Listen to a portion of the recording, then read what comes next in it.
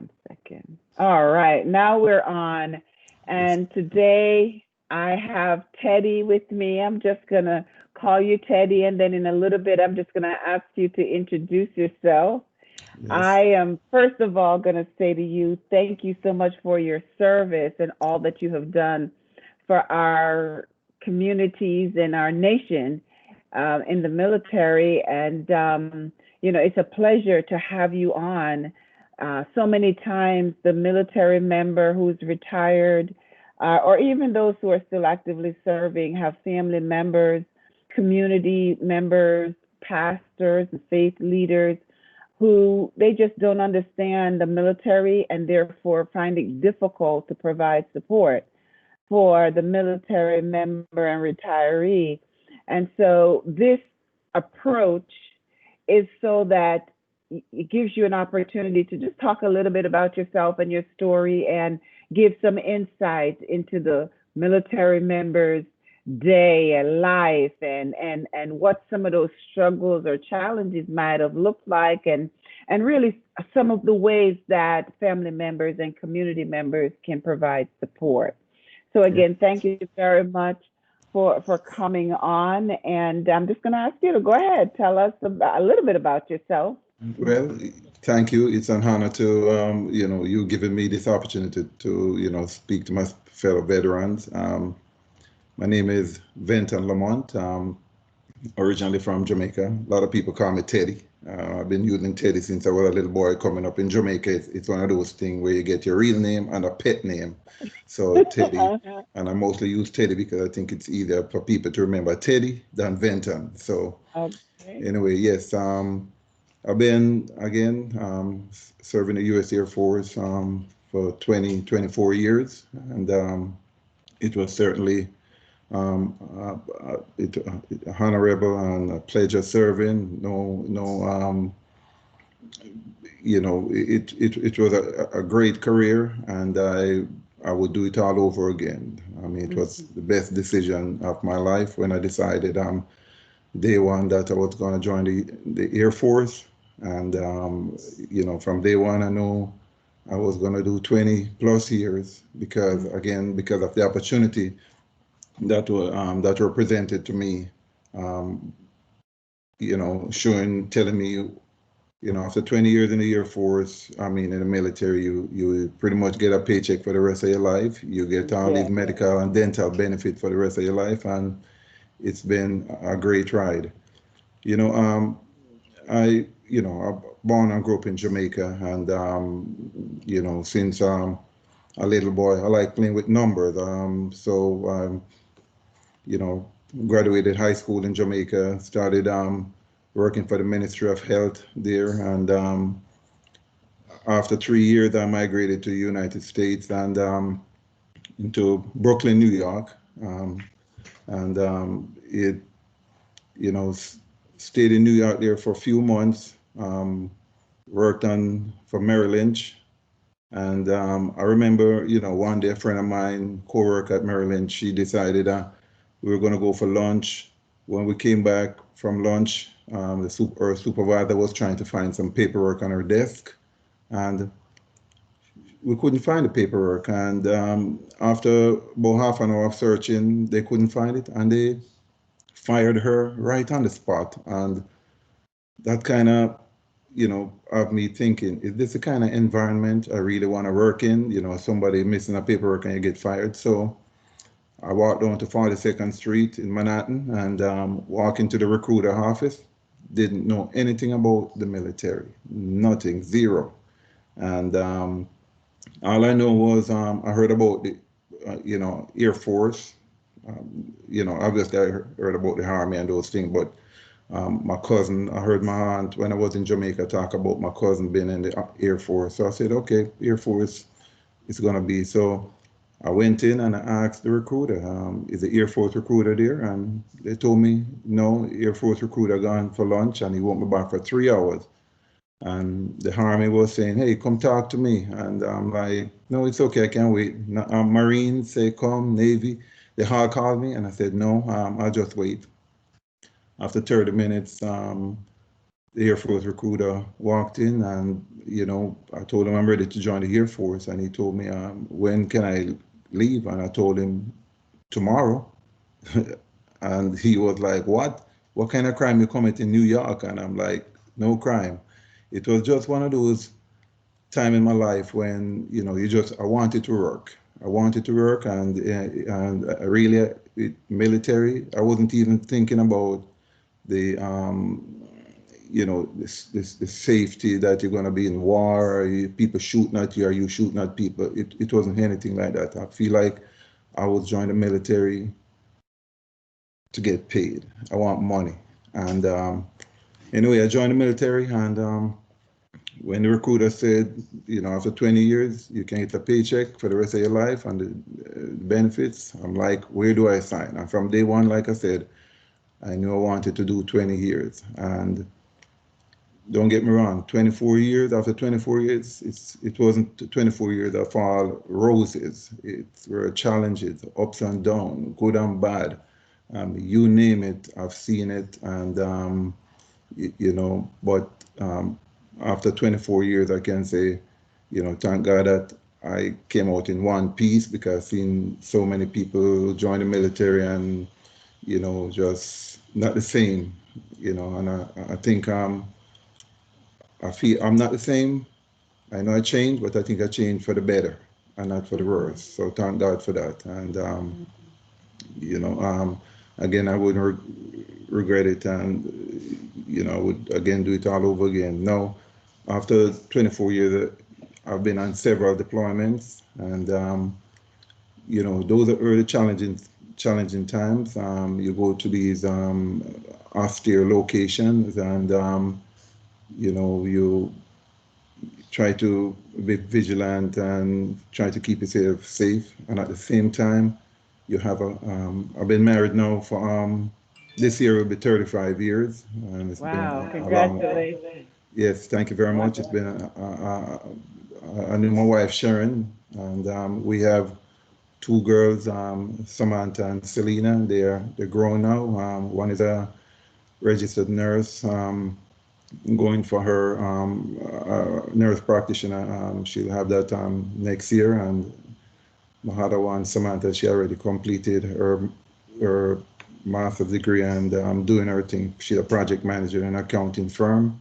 So they, we have these kids, and there are times when I have to go down range, and it there are some challenges, but I tell you, the challenge for me is not about what's going on at home. It was more about at the deployed location, because Sharon, my wife, was here at home taking care of business that I don't need to worry about how they're doing, because she got it under control. For me, that was a big piece of mind for me, helping me down there, that I don't need to worry about what's going on on the home front when I'm downrange trying to, again, um, being a senior. Well, I've been deployed in different category, different ranks through the years. So as a senior NCO back then, my last deployment, you're not only responsible for yourself, you're responsible for these young airmen and NCOs who are coming up through the ranks and who are probably leaving home for the first time, and just need somebody to talk to, homesick, scared, and the issues. So I not only become the financial counselor, I become the psychologist, the doctor, the everything you can. And the term about first sergeant. The first sergeant is everything. Basically, it's a time-honored tradition where, it doesn't matter what time of the night, day, anything. You get called as a first sergeant, you're gonna have to step up and take care of the troops, whatever they take to being the in-between person between the troops and the commander. So yeah. So throughout the years, I remember my first job, um, in the military, basic training. It was one of those direct duty assignments. You don't go to any tech school to learn what the job is. And I remember when I got my orders to go to my first assignment, I did not know what I was gonna do. My job was COMSY, and nobody could tell me what COMSY was. We talked about computers, communications. We didn't know. You know, being from Jamaica, I only had a handful of jobs to choose from. And I remember this one job talks about handling money. Like I told you, I like playing with money. It's handling money and, you know, numbers. And I didn't know what my job was until I got off that plane in Tucson, Arizona, Davis Mountain Air Force Base in Tucson. And my sponsor picked me up at the airport and he asked me if I know what my job was going to be. And I told him no. And he said to me, have you worked in a grocery store before? And I was taken back by that. I'm like, pardon me, a grocery store? So he said, yeah, your job is working in a grocery store. See, it's a commissary. I said, what's a commissary? I don't know anything about a commissary. And it, you know, it was like, wow, I mean, a commissary, how can I tell my mom? Because, you know, I grew up with my mother alone, and she was my mother and my father. And, you know, she's watched me grow throughout the years and, you know, been to high school and get a job for the Ministry of Health in Jamaica. And for me to go tell her I'm working in a grocery store wasn't sitting well with me. And so I decided not to tell her, not to call her. A couple months after, the Red Cross was calling me saying, hey, your mom is looking for you. She can't locate you. And, you know, and throughout the years, I never really get into what I do in the Air Force with her. But let me tell you, even though I wasn't proud at the time about that job, I worked to the best of my abilities. I mean, I'm telling you, I was the best commissary guy. I mean, I was getting position higher than even people that I outrank.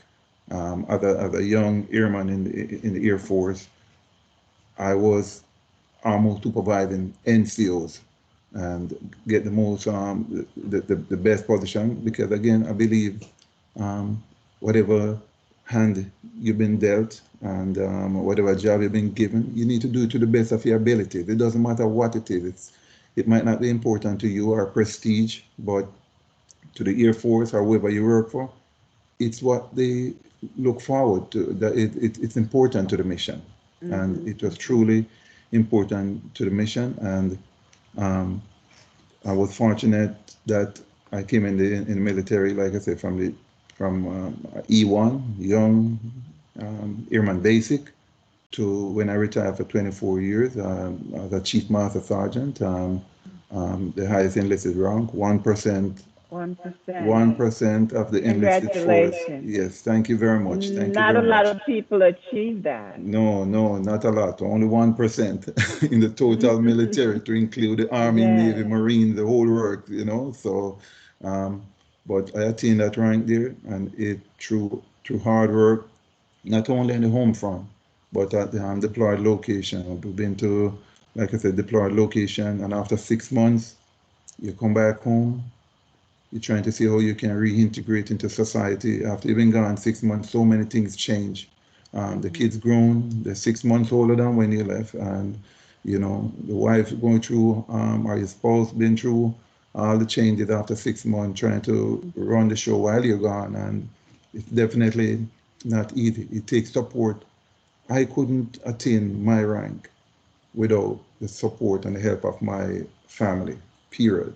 I mean, because if Sharon wasn't at the home front taking care of business, how be how can I focus on the job downrange if I'm here thinking about what's going on the home front? So it really helped me a lot, and you know, thanks to her and the kids them for keeping it straight for me Right. while I get to do my job down there in the with the military and take care of the mission and the troops down there. So it So really it sounds helps, you so know. it sound like you had a lot of, as you're saying, a lot of support at home. Yes, Um, yes. have missing some of those milestones and special events, how did that impact you, and how did it impact your family? Oh wow. In it it plays a part. It impacts you because you know you're not there to watch your kids them do even Hmm. their performance. They, you know, my girls, they were into ballet and gymnastics and just different things. And, Mhm. you know, I remember, just coming back from deployment, I feel like I couldn't miss any one of those things when I'm back because I'm trying to make up for all those that I've Right. missed in the past. And you can't Mhm. make up. You can't make up those things, but you can just move forward and make sure you are there for those in the future, for those one that's coming up. So, you Mhm. know, yeah, you know, again with the support, I was able to see videos and pictures and those kind of Okay. things that really Mhm. I go back and take a look at those and say, okay, yes, I missed that one, but you get to see them and see them grow. So Right. it but at the time when those things are going on, and it's kind of hard, but you kind of get to understand that, hey, you can't be in two places at the same At time. once. So, Right. you just have to be present in the one you're at right now. And so, because we know we're military, we have to be vigilant at all time and be focused because, you know, once you lose focus, sometimes it can mean a matter of life or death. So you Right. have to Right. keep that focus going on at the same time. So, I'll tell Sharon to make sure she keep videos and take pictures and she'll send them, and and I see the same thing happen with the troops that I was deployed with. Their families and friends do the same thing. Send them Mhm. videos and pictures, and just a phone call when you're downrange makes a big difference. And so I Yes, sir. remember, go ahead. Uh-huh. Yeah, so I just wanted to clarify. You say downrange, and I know what that means. So can you tell our audience what does downrange mean? Okay, downrange. When I say downrange, yes, you're right. I'm thinking more like a deployed location. Uh-huh. Deployed Okay. location out in the Middle East, Africa,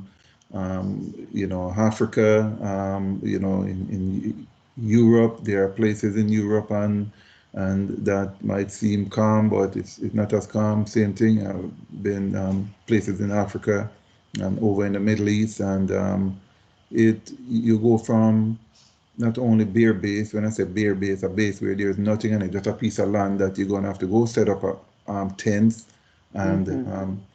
you sleep on cots. You eat MREs, meal ready to eat. These are, you don't cook them. You eat out of packages, and you eat those things for days. And you have to, you they're not the best on your body, but when you're hungry, you eat anything. Right, And you have right. all those Tabasco sauce in there, put the flavor in it. Yeah, I you remember know, those. you know. So So, so it's a, it sounds to me like from what you're saying, you had a pretty rough beginning, not only because you went in the military, because you had to deal with the transition from being from Jamaica. So you're in a new culture. yes, You're in a lot of time, because I am from Jamaica. You come right, to this country, your accent is a little heavier and definitely different from yes, where you are. So there is some struggle with communication, which brings some struggles with connection. And then you take it one step further and you went in the Air Force, which has yes, its own culture, yes, and yes, having to learn a whole new way of life and yes, all of that. And it looks, from what I'm hearing is you, even though you had all of those barriers, struggles, whatever you want to call them, you had a determination yes, to yes, succeed. yes, And then after you persevered and you made it through and you went up through the ranks, now you're at that 1%er position. What that means is with the officers, you're collegial with them. Because sometimes you have to stand in for a commander or a leader. And so you have that collegial relationship, if you will. But down below you in your chain, you have a lot of folks below you who yes, you sounds like you have taken all the things that you've learned, all the yes, challenges that you had to navigate through, and you packaged it in some kind of way because you talked about being that counselor, that oh supporter. yes, You know, yes, yes. how, what else was it like to, when you look at that young airman who was struggling, what was it that touched you, that allowed you to have that empathy and then try to share your knowledge and skill with that person?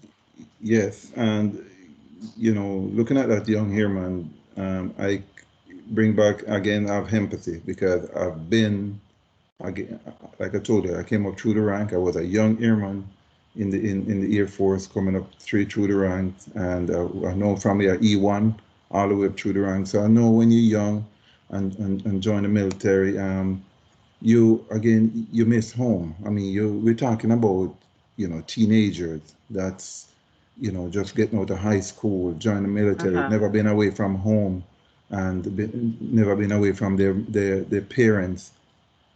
You become their parents now. Right, You become the right. parent. You gonna have, I mean, and they, I mean, I can relate because again I have children. So when I see them act the way they act, Mhm. they're children. You know what I'm saying? We take them as, yeah, as adults when they join the military and all of that, but Mhm. we have to remember too that these are folks that who just got out there, just graduated high school, never leave their home. I know here they are out in the Middle East, trying to work assignment and do their jobs and stuff like that. So yes, you know, um, again, I can relate to them, and I'll sit down, I'll talk to them. Uh, I have issues from people feeling like they need to commit suicide, to people who just having problems with their spouse back home, where they feel infidelity and those kind of things, and you feel like your hands are tied because if they're there in the Middle East and spouse back home not doing what they're supposed to do, that's a lot of stress and pressure on them. So you have Mhm. to step in and try to help them to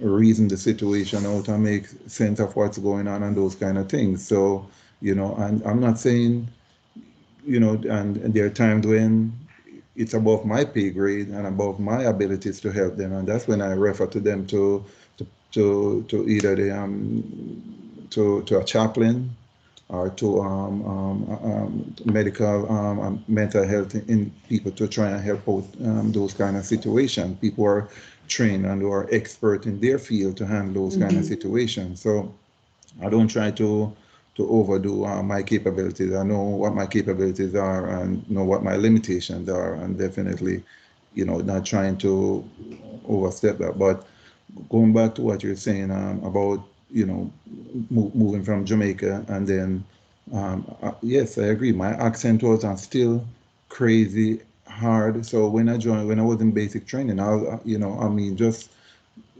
have to like keep repeating stuff because guess what? They didn't understand what the heck I'm trying to say. And in Jamaica, we speak English, but we speak it with a little flavor in patois, and Yes. we take shortcut on words, instead of, Yes.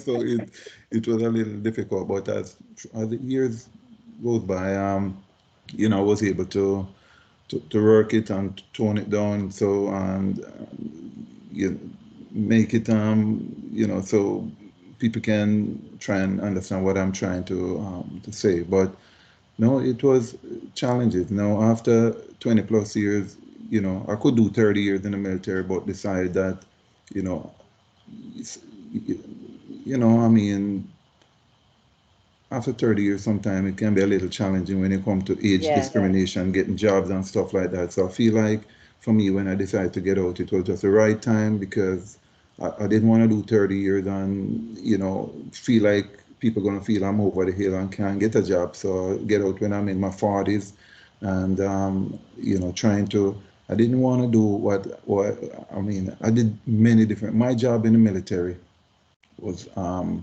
very diverse. I mean, you'll hear, I mean, it goes from, like I say, from the commissary. I did commissary job. I do mortuary affairs. I was a fitness center superintendent. I was a lodging manager.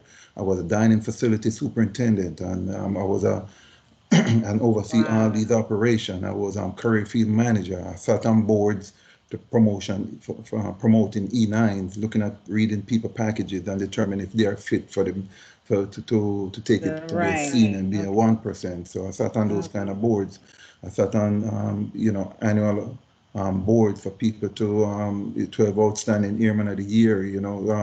So many different things through the years. So I've quite a diverse experience when it comes to that. But when I retired from the military, I decided I really want to do something different. I really want to do something different.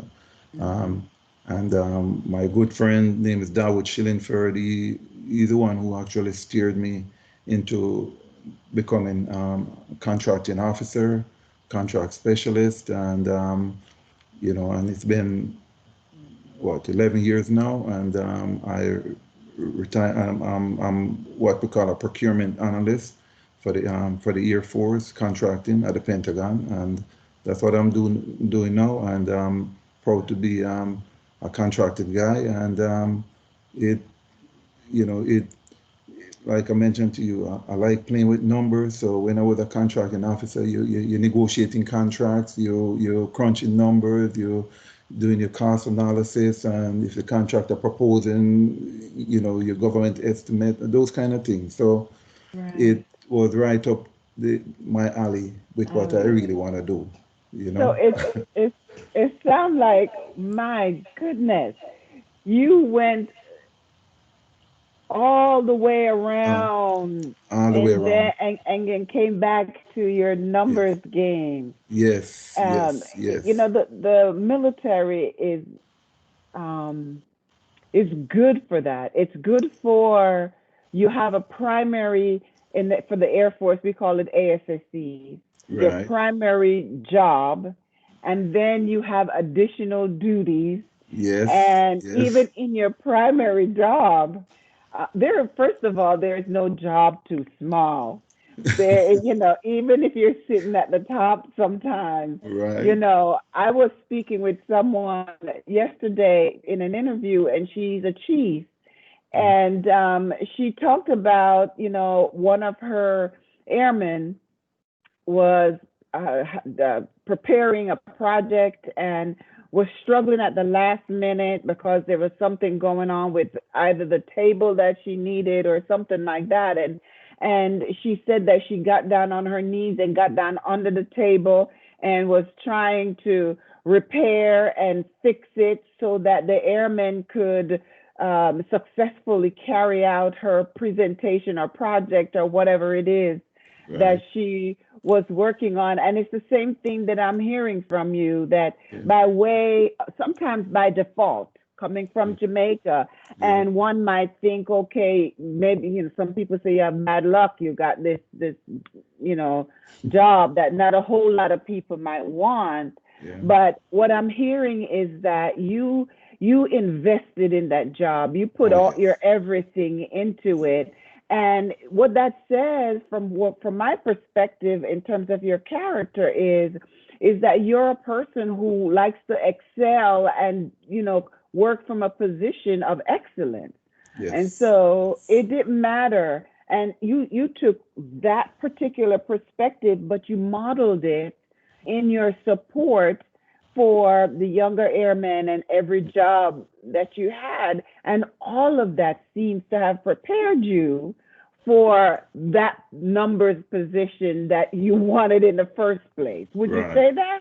Yeah. Oh yeah. Oh yes. Definitely. Definitely. All of that prepared me to, again, to do what I need to do, because I truly believe if you take care of the airman and they take care of the mission, then all of that you'll be taken care of, basically. Right, And right. don't get me wrong. I mean, everything, like I mentioned to you, everything wasn't a bed of roses back then. I remember, I, when a senior NCO, I was a squadron superintendent. Uh, it's not just about the airman. We're talking about, I have young commanders, people who I'm writing my report, who I'm sitting down with, who are asking me for advice as a person. And it's not just about, I mean, advising about the mission and about life in general, because you have commanders who are just like the airman, just like the enlisted guy who just graduating, the commander graduating from college, and after a few years in the Air Force they are commanders, and commander that in their 20s, and I'm in my 40s. I mean, I have years of Right. experience compared You have to, life to, to those experiences. exactly. So Yeah. the good ones, they'll come to you and they Yeah. ask for advice. You know what I'm saying? Yeah. And they listen to you. And then you have some who just don't want to listen, because guess what? They're wearing their rank up here, and they don't really care to listen because they're commanders.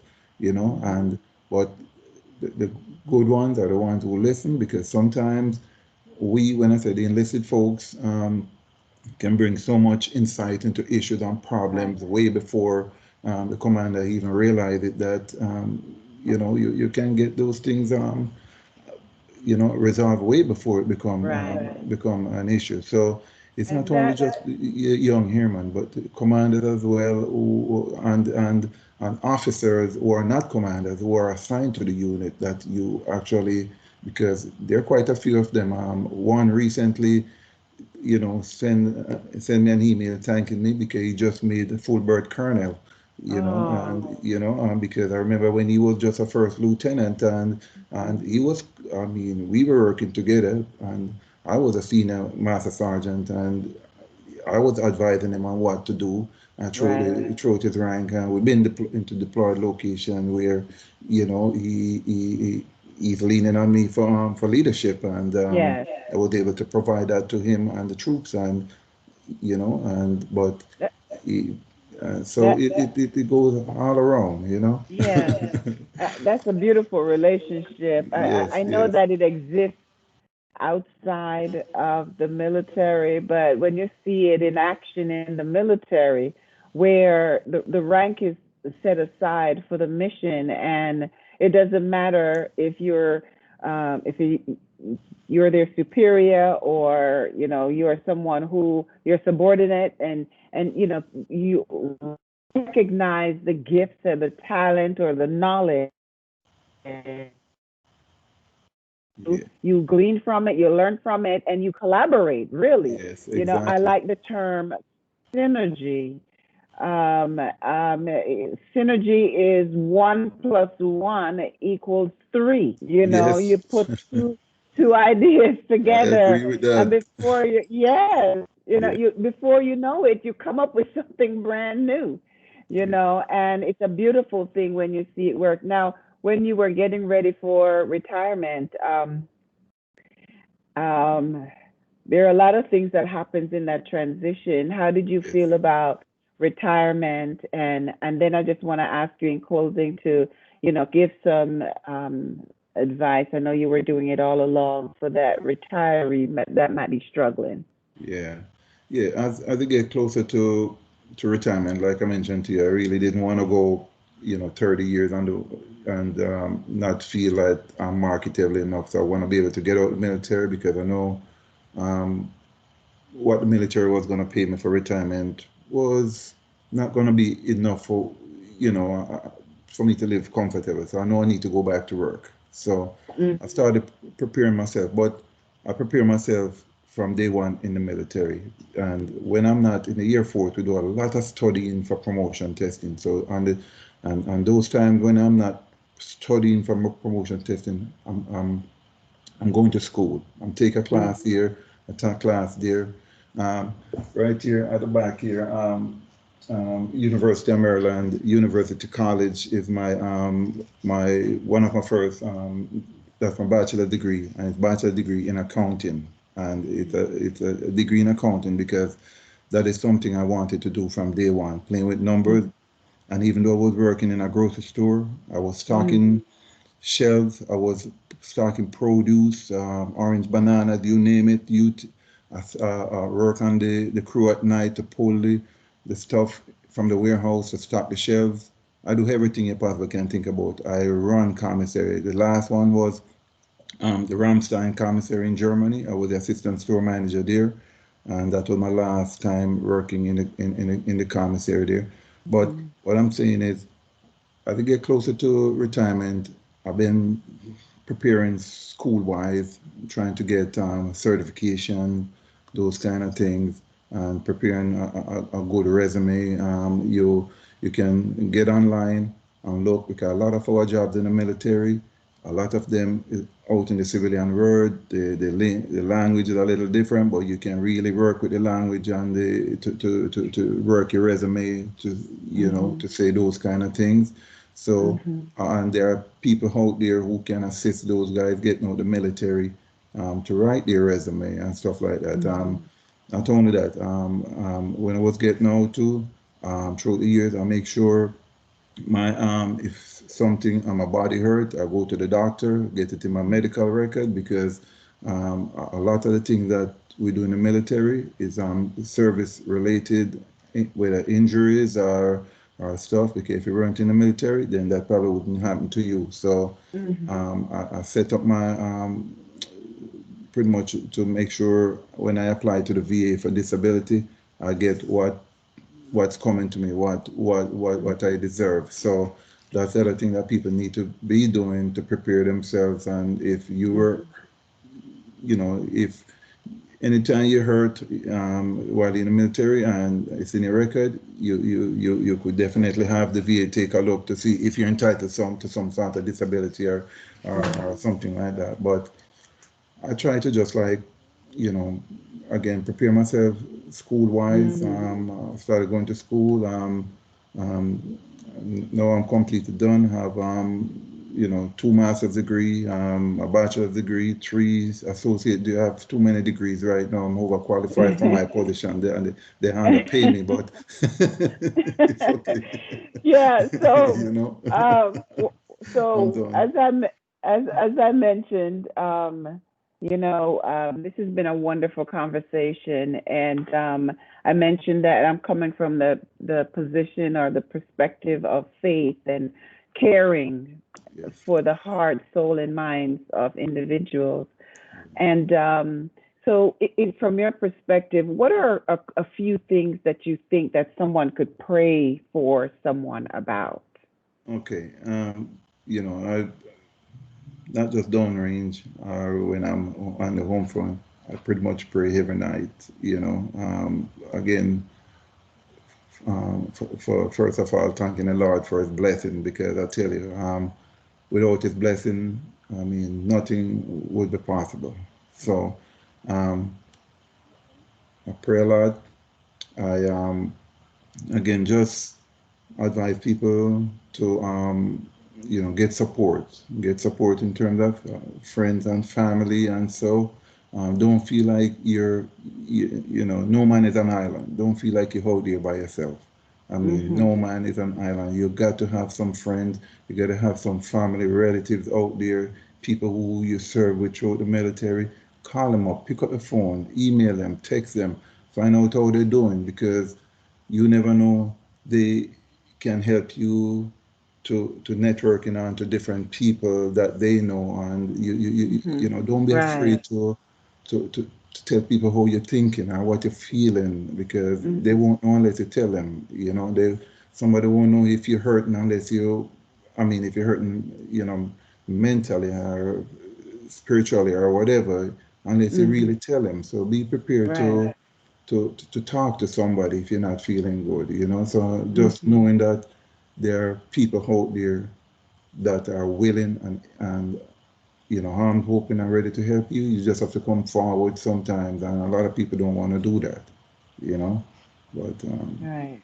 Well, so Teddy, again, thank you. So first of all, thank you for your service. yes, Congratulations on all of your achievements. Thank you yes, for thank you. sharing your story.